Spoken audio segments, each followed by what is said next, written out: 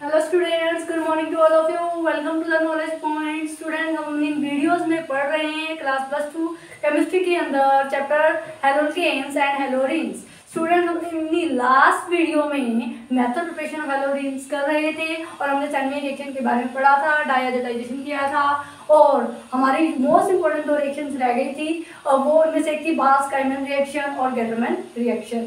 ठीक है स्टूडेंट, और आज हमने इन 2 रिएक्शंस के बारे में स्टडी करना है, फिर हमारा मेथड प्रिपरेशन ऑफ हेलोरिन्स कंप्लीटली पूरा हो जाएगा। ठीक है स्टूडेंट्स, तो ये पहले मैंने लिखे हुए बास-काइमन रिएक्शन हमने करनी है। ठीक है, तो यानी कि बास-काइमन रिएक्शन है, नेमिंग रिएक्शन है, इंपॉर्टेंट रिएक्शन है। इसके अंदर आप क्या बनाते हैं, फ्लोरोअरेंज की प्रिपरेशन करते हो यानी अराइल फ्लोराइड्स बनाते हो। और जो रिएक्शन इसके अंदर हम पढ़ेंगे उसका नाम है बास-काइमन रिएक्शन।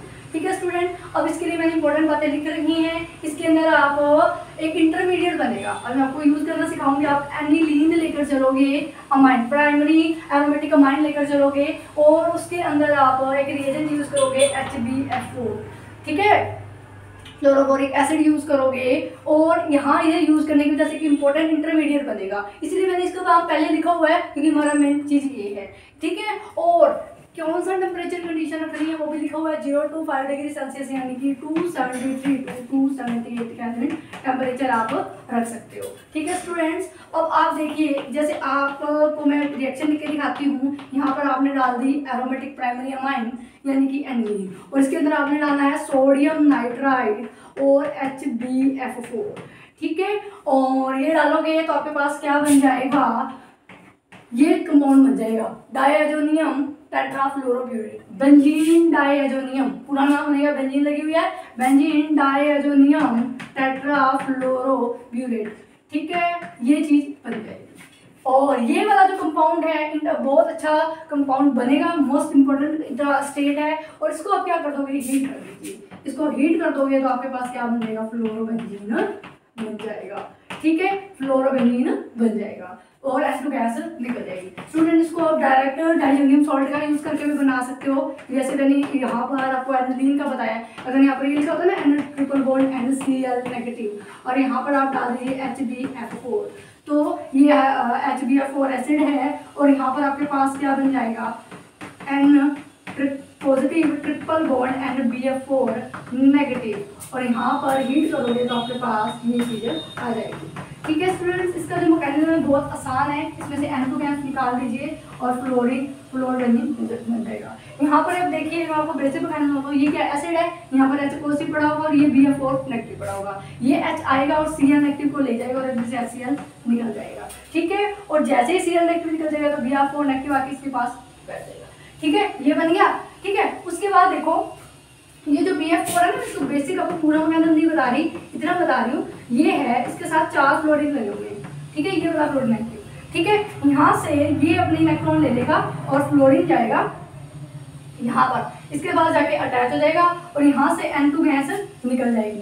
N2 तो निकल गया और ये फ्लोरीन जाके अटैच हो जाएगा इसके साथ और साथ में क्या निकल जाएगा, BF3 निकल जाएगा। ये आपका साइड प्रोडक्ट आ जाएगा। तो स्टूडेंट, मैंने आपको ज़्यादा पूरा मैकेनिज्म नहीं करवाया, वैसे हमने जो डायजोटाइजेशन किया था वो उसके जैसा ही इसका मेन मैकेनिज्म है। मेनली इसके अंदर क्या होगा, अगर आप डायजोनियम साल्ट लेकर चल रहे हो तो इसमें से H पॉजिटिव क्या करेगा, Cl को लेकर चल गया, HCl निकल गया और ये N पॉजिटिव था, ट्रिपल बॉन्ड N और BF4 नेगेटिव यहाँ आके जुड़ गया। अब आपके पास ये बन गया बेंजीन डायजोनियम टेट्राफ्लोरोब्यूटेट और अब आपने इसके लिए जो पढ़ा है ना, ये इसमें से ये फ्लोरीन पर नेगेटिव चार्ज है और यहाँ पर ये ब्रोमीन जो बोरोन है सॉरी अपने इलेक्ट्रॉन ले लेगा और जब ये अपने इलेक्ट्रॉन ले लेगा तो फ्लोरीन जाके यहाँ अटैच हो जाएगा और N2 गैस निकल जाएगी और BF3 भी निकल जाएगा। ठीक है स्टूडेंट, अगर आपको यहाँ तक समझ में आ गया हो तो आप स्क्रीनशॉट ले सकते हैं। तो स्टूडेंट्स, आगे हैं, हमने पहले बास-काइमन रिएक्शन कर लिया, आपने उसका स्क्रीनशॉट ले लिया। अब आगे देखिए बाय गेटरमैन रिएक्शन। अब ये भी रिएक्शन है बिल्कुल, हमने जो सैंडविच रिएक्शन की थी ना उसके जैसे ही है, और सैंडविच रिएक्शन उसमें थोड़ा सा डिफरेंस है। किसका, रिएजेंट का। जो सैंडविच रिएक्शन है याद कीजिए, उसमें हमने क्या यूज़ किया था, डायजोनियम सॉल्ट यूज़ किया था। इसके अंदर भी आप ये यूज़ करोगे, N triple bond NCl negative और इसके अंदर उसके अंदर ये डिफरेंस है स्टूडेंट। वहाँ पर मैंने क्या लिया था, CuCl और HBr cuprous chloride sorry HCl आएगा तो या फिर CuBr क्यूप्रियस ब्रोमाइड और HBr। और इसके अंदर जो ये रिएजेंट है ना, मुझे ये चेंज करना है थोड़ा सा, यहाँ क्या लेना है Cu और HCl ले लीजिए या फिर CU और HBr। तो ये मॉडिफिकेशन हो जाती है किसका, सैनमेयर रिएक्शन का, इसलिए इसका नया नाम है। और इसका नया नाम क्या है, Gattermann reaction, modification of Sandmeyer reaction. उसके अंदर आप ये वाला रिएजेंट यूज कर रहे थे सैनमेयर में, और गेटरमैन में आप यूज करोगे ये।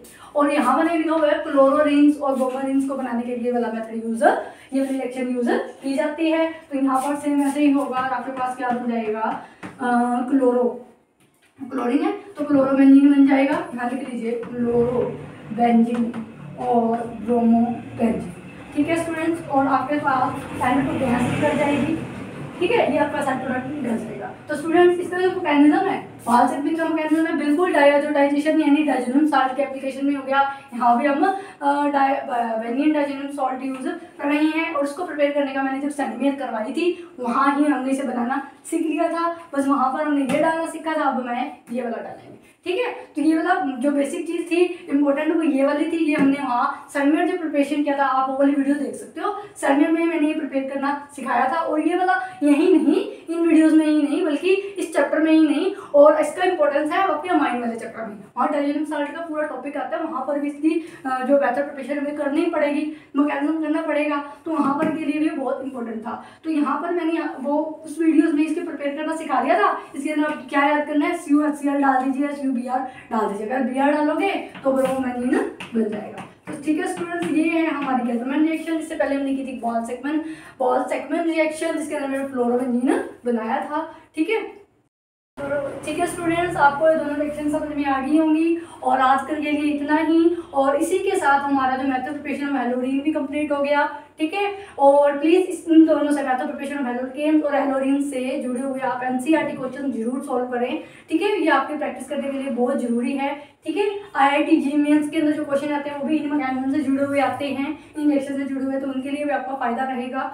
ठीक है स्टूडेंट, तो आपका यहाँ तक मेथड प्रिपरेशन ऑफ हेलोरीन हो गया, और हमारे नेक्स्ट वीडियो में हम करेंगे फिजिकल प्रॉपर्टीज ऑफ हेलोकेन्स और हेलोरीन्स, उनके बारे में। तो आज के लिए इतना ही। वीडियो देखने के लिए थैंक यू।